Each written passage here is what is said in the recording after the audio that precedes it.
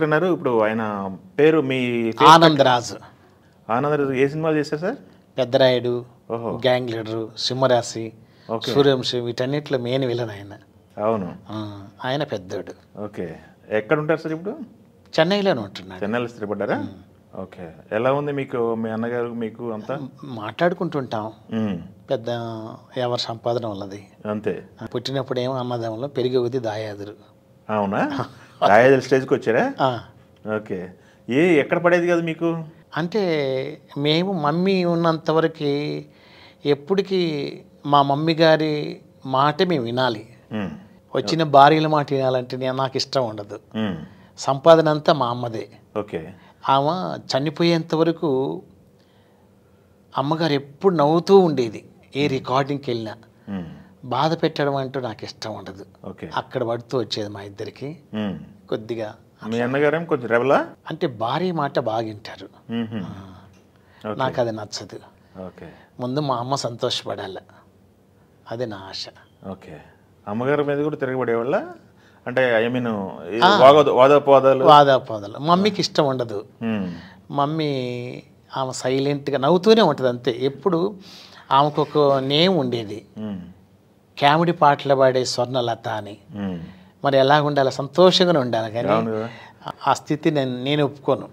ఒకరోజు old age హోమ్లో పెడితే బాగుంటుంది కదా అని అన్నాడు మా అమ్మను. ఆవిడ మా వదిన అన్నది. మా అమ్మగారికి ఆ స్థితి లేదు.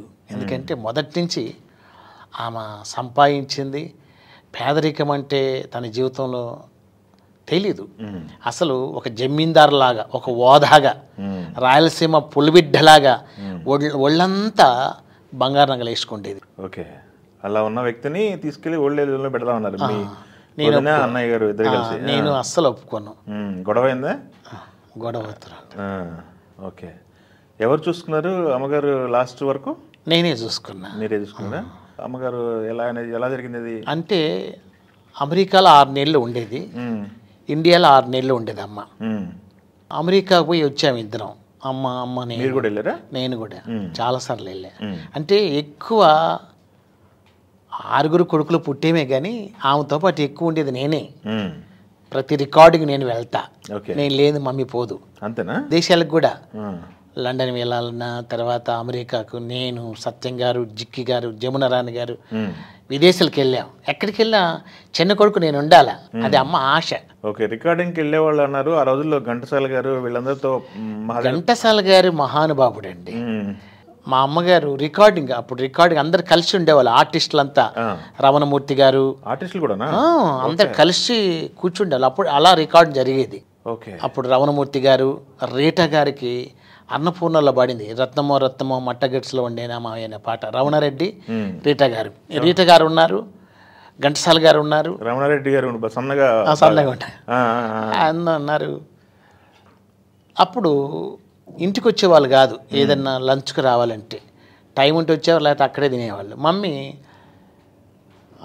మేము బ్రాహ్మిన్స్ కదా, మమ్మీ కూరగాయల పలావ్ బాగా చేస్తుంది. వెజిటబుల్ పలావ్. స్వర్ణ ఏం తెచ్చావు?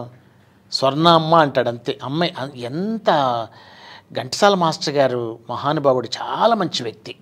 అప్పుడు మా అమ్మగారికి రాయలసీమ కాబట్టి చెనిక్కాయలు ఊరిపిండి అంటాం రాయలసీమ భాషలో. శనక్కాయలు ఊరిపిండి అంటే ఆ రాయలసీమ భాష అలాగా. చాలా బాగుంది.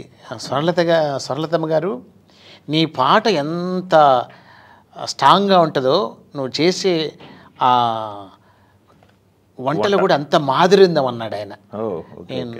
చాలా విగ్రహం అండి ఘంటసాల మాస్టర్ గారు. ఆయన చూస్తే భయపడాల్సి ఉండేది. కానీ పోటీగా మా అమ్మగారు భయపడకుండా పాడేది.